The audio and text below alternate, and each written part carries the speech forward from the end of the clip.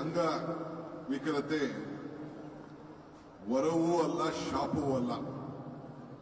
ನಿಮಗೆ ದೇವರು ಕೊಟ್ಟಿರುವಂತಹ ಜೀವನದ ಒಂದು ಪರೀಕ್ಷೆ ಅಂತೇಳಿ ನಾನು ಭಾವಿಸಿಕೊಂಡಿದ್ದೇನೆ. ಅದಕ್ಕೆ ನಿಮ್ಮನ್ನ ನಮ್ಮ ಮಂತ್ರಿಗಳು ದೇವರ ಮಕ್ಕಳು ಅಂತ ಹೇಳಿ ಲಕ್ಷ್ಮೀ ಹೆಬ್ಬಾಳ್ಕರ್ ಅವರು ಕರೆದದನ್ನು ನಾನು ಗಮನಿಸಿದ್ದೇನೆ. ನಿಮ್ಮೆಲ್ಲರೂ ಕೂಡ ಗಣಪತಿಯೇ ಸ್ಫೂರ್ತಿ. ಆನೆ ತಲೆ, ಒಂದು ದಂತ ಮುರಿದ ಜೊಳ್ಳೆ ಹೊಟ್ಟೆ, ಎಲ್ಲದಕ್ಕೂ ಕೂಡ ವಿಘ್ನವನ್ನ ನಿವಾರಣೆ ಮಾಡಂತ ನಾಯಕ ವಿನಾಯಕ. ಆದ್ರಿಂದ ನಿಮ್ ಕೈಲಿ ಏನು ಸಾಧ್ಯ ಇಲ್ಲ ಅನ್ನೋದನ್ನ ಯಾರು ತಲೆಯಲ್ಲಿ ಇಟ್ಕೊಳಕ್ ಹೋಗ್ಬೇಡಿ. ನಿಮ್ಮ ಮನೋಬಲ ಹೆಚ್ಚಾಗಿರಬೇಕು. ನಿಮ್ ಕೈಲಿ ಎಲ್ಲ ಸಾಧನೆಗಳ ಮಾಡಲಿಕ್ಕೆ ಶಕ್ತಿ ಇದೆ. ನೀವು ದೇವರು ಕೊಟ್ಟಂತ ಈ ಒಂದು ಅವಕಾಶದಲ್ಲಿ ತಪ್ಪೋ ಕೆಟ್ಟೋ ನಿಮ್ಮ ಸಾಧನೆಗಳಲ್ಲಿ ಯಾವುದಕ್ಕೂ ಕೂಡ ಹಿಂದೆ ಹೋಗಬಾರದು. ಆತ್ಮಬಲ ಹೆಚ್ಚಲಿ ಅಂತ ಹೇಳಿ ನಿಮ್ಮಲ್ಲಿ ನಾನು ಪ್ರಾರ್ಥನೆ ಮಾಡಲಿಕ್ಕೆ ನಾನು ಇವತ್ತು ಇಲ್ಲಿಗೆ ಬಂದಿದ್ದೇನೆ. ಇವತ್ತು ಹಿರಿಯರ ಇತಿಹಾಸ ನಾವು ತೆಗೆದುಕೊಂಡಿದ್ದೇವೆ. ನಮ್ಮ ರಾಜ್ಯದಲ್ಲೇ ಶಿಶುನಾಳ ಶರೀಫ್ರಿಂದ ಹಿಡಿದು ಬಹಳ ಜನ ಅನೇಕರು ಎಲ್ಲರೂ ಕೂಡ ಇವತ್ತು ಅವರ ಎಲ್ಲ ಮರೆತು ಈ ದೇಶಕ್ಕೆ ಅನೇಕ ಕೊಡುಗೆಗಳನ್ನ ಕೊಟ್ಟು ಹೋಗಿದ್ದಾರೆ. ಪುಟ್ಟರಾಜ್ ಗವಾಯಿರವರು, ಪಂಚಾಕ್ಷರಿ ಗವಾಯಿರವರು ಎಲ್ಲ ನಮಗೆ ಸ್ಫೂರ್ತಿಯನ್ನ ತಂದಿದ್ದಾರೆ. ಕಳೆದ ಒಲಿಂಪಿಕ್ಸ್ ನಲ್ಲಿ ನಮಗೆ ಹೆಚ್ಚು ಪ್ರಶಸ್ತಿ ಸಿಕ್ಕಿಲ್ಲ.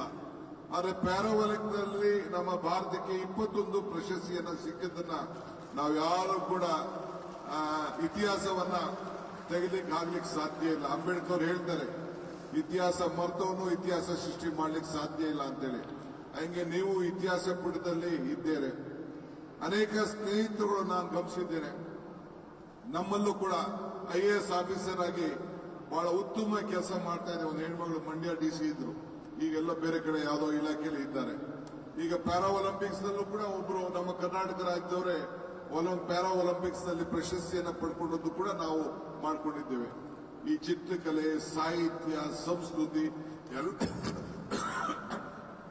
ಎಲ್ಲದರಲ್ಲೂ ಕೂಡ ತಾವು ಬಹಳ ಮುಂದಿರೋದನ್ನ ನಾವೆಲ್ಲ ಗಮನಿಸಿದ್ದೇವೆ.